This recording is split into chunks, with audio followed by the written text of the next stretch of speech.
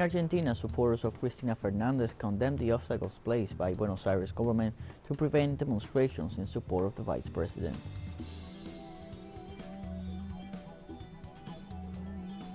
In the United Kingdom, people took to the streets to condemn the increase in energy prices and warn of its social consequences.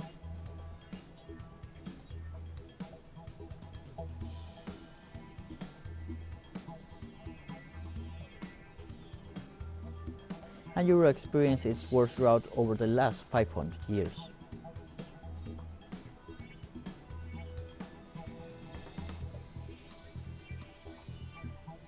Hello, welcome to From the South. I'm Luis Alberto Matos from the TeleSUR studios in Havana, Cuba. We begin with the news. In Argentina, Cristina Fernandez supporters condemned the roadblocks placed by the government of Buenos Aires to prevent demonstrations in support of the vice president. The act of vindication for former President Cristina, who is being prosecuted in a case that has been questioned for lack of sufficient evidence, had to be moved from the Lezama Park to another sector of the capital due to Buenos Aires right-wing government Chief Horacio Rodríguez Larreta's decision of blocking with fences the route of the mobilization.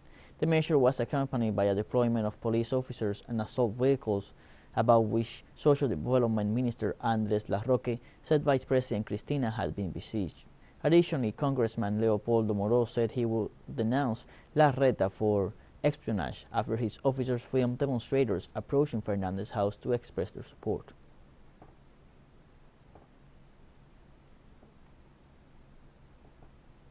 In Chile, the police repressed a protest of Mapuche groups for the freedom of political prisoners. Demonstrators demanded the release of the leader Héctor Yaitul, who has been in preventive custody since Wednesday.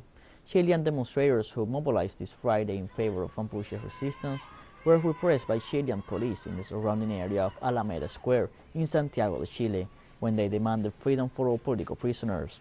The protest is related to the arrest of Mapuche leader Héctor Yaitul, who has been in provisional detention since Wednesday accused of several crimes, including an alleged attack against the state. In the Alameda sector, the police used hydrant cars to disperse the demonstrators who were protesting peacefully. The march in the capital coincides with a new wave of disturbances in several spots of the country.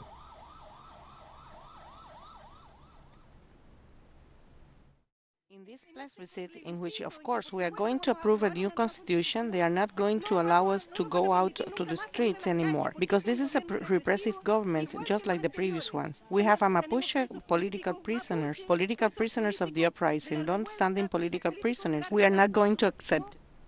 In Colombia, President Gustavo Petro proposed to hold for the first time an assembly of coca farmers during his visit to Catatumbo region. Petro's visit to the northern part of the department of Santander marked the first time a president of this country has traveled to Catatumbo to meet with the social sectors in the region. During his visit, the president stressed the importance of changing the punitive approach towards people who harvest coca in the country and confirmed that far from persecuting the farmers, it is necessary to turn the region into a much more prosperous zone. This is achieving a transition from Catatumbo to an industrial food production area which will benefit the families of Colombia.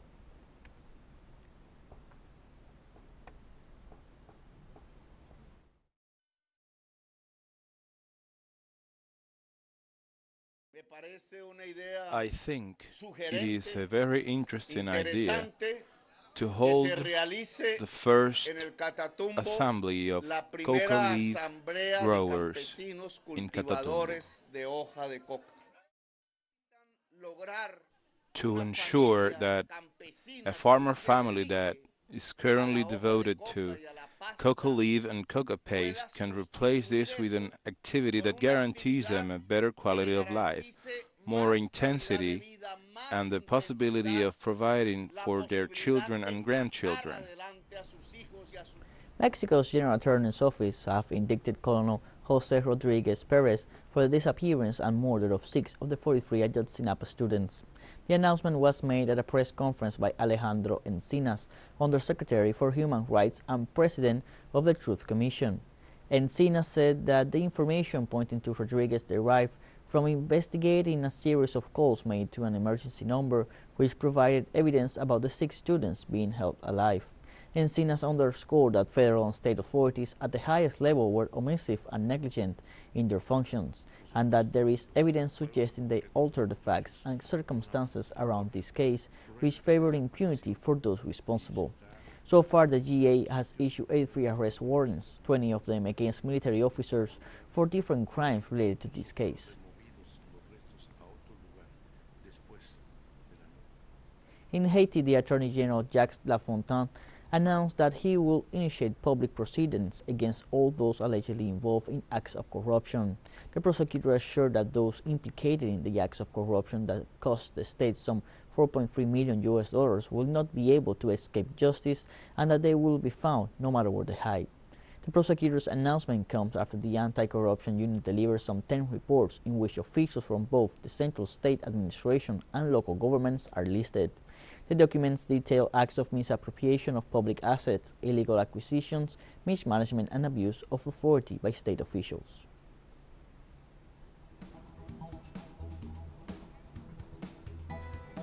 Let's take a short break now. Join us again after this.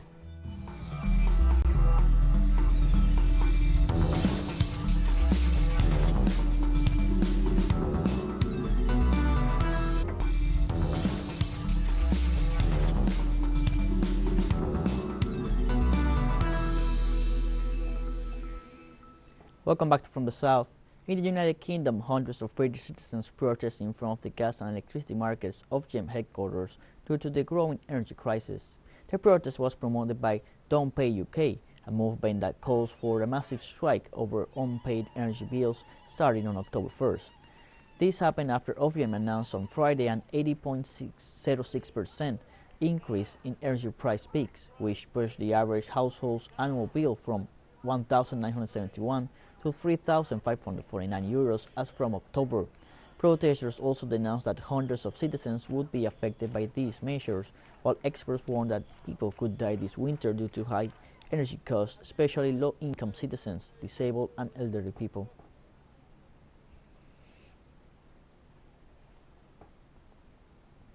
U.S. Border Patrol agents confiscated about 85 kilograms of fentanyl, enough to kill more than 42 million people.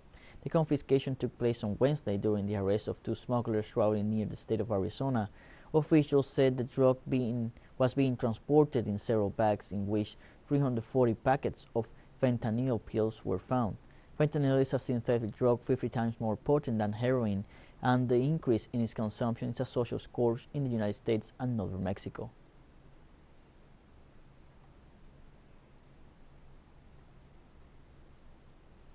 Palestinian authorities have begun negotiations for full membership at the United Nations amid acts of obstructionism and opposition by the United States government.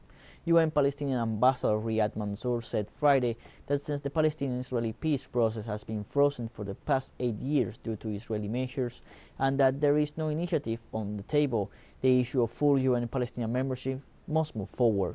Mansour said achieving this goal is a policy that unifies the Palestinian people and its leaders, as he believes it would send a message to Israel that they will never succeed in preventing the setup of an independent Palestinian state.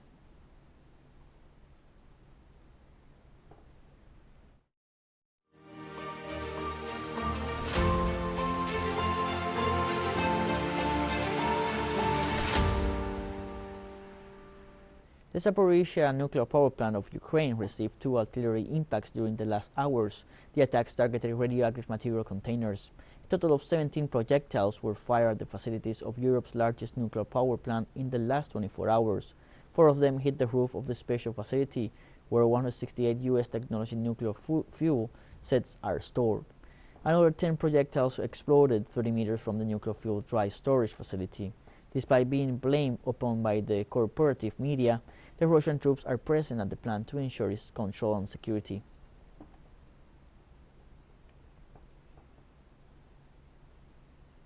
Russia continues to accuse Ukraine of attacking the Zaporizhzhia nuclear power plant. Russian Defense Ministry spokesman Igor Konashenkov said on Saturday that the plant was heavily shelled by the Ukrainian military, endangering its safety. Over the past day, the territory of the station was shelled 3 times by artillery units of the armed forces of Ukraine. A total of 17 shells were fired. 4 fell on the roof of Special Building Number 1, where 168 American nuclear fuel assemblies of the Westinghouse firm are located. 10 more shells exploded 30 meters from the dry storage of spent nuclear fuel, and 3 exploded on the area of Special Corps Number 2, which houses the TVEL company's fresh nuclear fuel storage unit and a solid radioactive waste storage facility. The shelling of the nuclear power plant by Ukrainian artillery was carried out from the area of the settlement of Marhanets, Dnipropetrovsk Oblast. Latvia dismantles a 79-meter-tall World War II memorial in Riga, the capital city. A concrete obelisk topped with Soviet stars that was the centerpiece of a monument honoring the Red Army's victory over Nazi Germany was toppled in Latvia's capital, the latest in a series of Soviet monuments demolished following Russia's special military operation in Ukraine. The monument had lately become a rallying point for the Kremlin's supporters in Latvia. The demolition occurred amid calls from the Baltic states' ethnic Russian minority to leave it standing.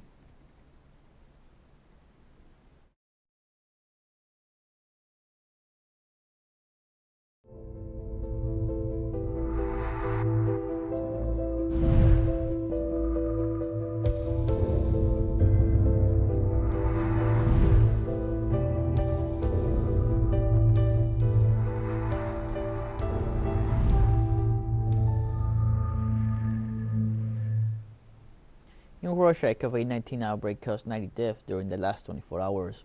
With 47,000 new cases detected during the last day, the Eurasian nation is facing a new wave of the virus in the main cities. The Coronavirus Crisis Center counts a cumulative total of more than 19 million active cases, the highest number recorded since May this year. Since early July, the Russian government announced that it would end all restrictions to combat the spread of COVID-19, including the requirement to wear masks, citing a steady decline in deaths from the virus. Yet cases requiring hospitalization have increased in 49 regions and decreased in only 34.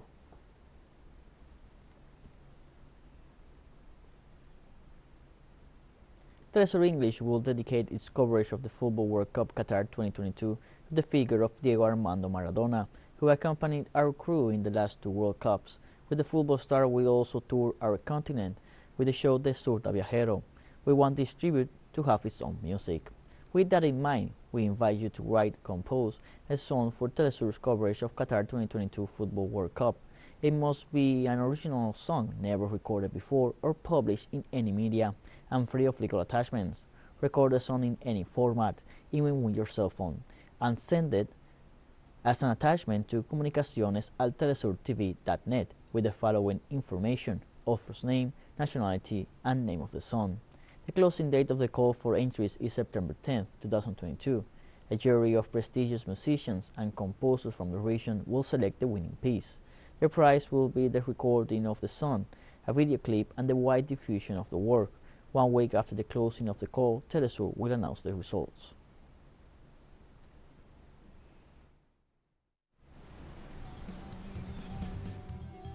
More news coming up after a final short break, so don't go away.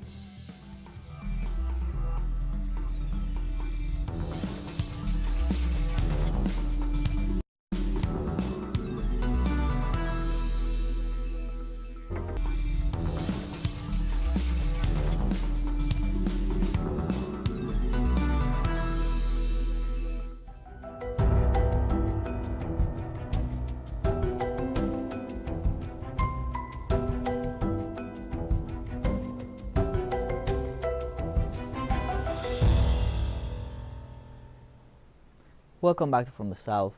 Europe is experiencing its worst drought over the last 500 years. Almost 2/3 of Europe, that is 47% of its territory, is either under a state of alert or under an express warning due to a severe lack of soil moisture. Crops are experiencing losses between 12 and 16%, which could jump to 30 or 40% in the event of a prolonged drought. Crops affected include wheat, corn, soy, sunflower, rice, and fruits and vegetables. Also, the level of most rivers has significantly decreased, which affects both commercial transport and power generation. And on top of everything, this year Europe has experienced a significant spike in wildfires with an estimated 740,000 hectares of forest destroyed.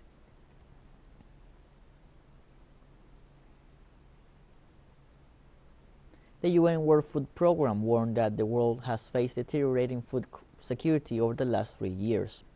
The UN agency stressed that the population facing severe food shortages increased by 150% since 2019, reaching some 345 million people.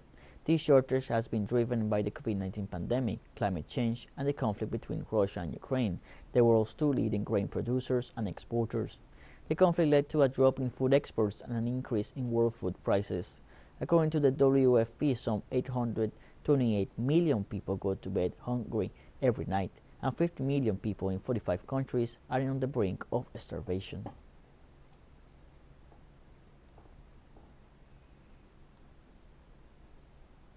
China's largest freshwater lake has shrunk by 75% due to severe drought in the country. Poyang Lake, located in the central province of Jiangxi, plays an important role in regulating the flow of the mighty Yangtze River.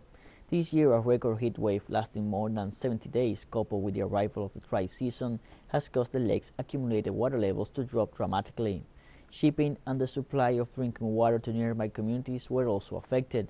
In addition, the lowering of the lake forced the digging of ditches to maintain the flow of water to one of the main rice-producing regions, as the usual irrigation canals disappeared.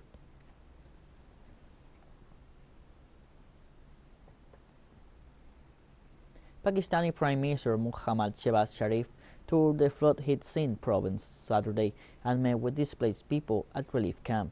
Flash floods triggered by heavy monsoon rains across much of Pakistan have killed nearly 1,000 people and injured and displaced thousands more since mid-June, officials said Saturday. The new death toll came a day after Sharif asked for international help in battling deadly flood damage in the impoverished Islamic nation. The monsoon season, which began in June, has lashed Pakistan with particularly heavy rains this year, and rescuers have struggled to evacuate thousands of people from flood-hit areas. The United Nations on Thursday said it has allocated $3 million for UN aid agencies and their partners in Pakistan to respond to the floods.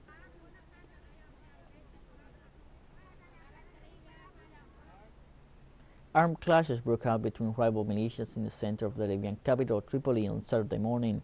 Militias loyal to Commander Haitham al-Tayuri fought against armed groups loyal to Abdel Ghani al-Kikli, a warlord known as Geniwa.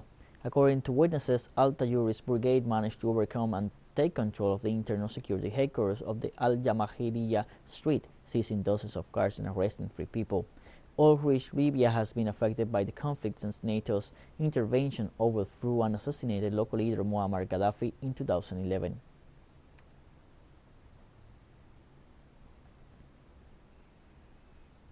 Over the weekend in Angola, locals and foreign guests will be paying tribute to former President José Eduardo dos Santos. Dos Santos passed away last July 8th at a Barcelona hospital. He was 79 years old. His body arrived in Luanda last August 20th. Dos Santos was president for 38 consecutive years, starting in 1979, after the death of Agostinho Neto, Angola's first president. Dos Santos' funeral started this Saturday with a public display of his coffin at the Agostinho Neto Memorial at the Republic Square. The burial ceremony is scheduled for tomorrow, Sunday, with the attendance of high-level delegations from several countries, mostly from neighboring African countries, but also from Portugal, Cuba, East Timor, and the Sahrawi Arab Democratic Republic.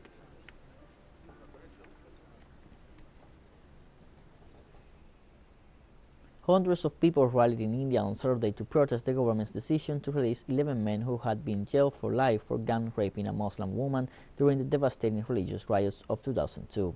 In New Delhi, protesters chanted slogans and demanded that the Western state government of Gujarat overturn the decision. The 11 men released on suspended sentence on August 15th were convicted in 2008 of rape, murder, and unlawful assembly.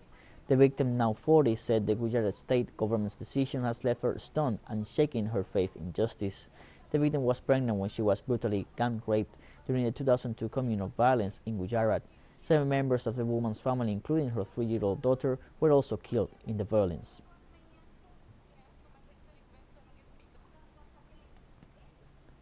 TeleSUR English continues to grow. Its signal now reaches Europe. You can order from your cable dealer or tune it yourself. These parameters that you see on screen are in place since July 1st, and quite soon further changes will be implemented for the signals in the Middle East and Africa. Now more than ever, the world connects to us, and our stories are heard in other faraway nations. This news multi-platform will continue providing truthful content to oppose the hegemonic media's narrative and our faithfulness to our audience.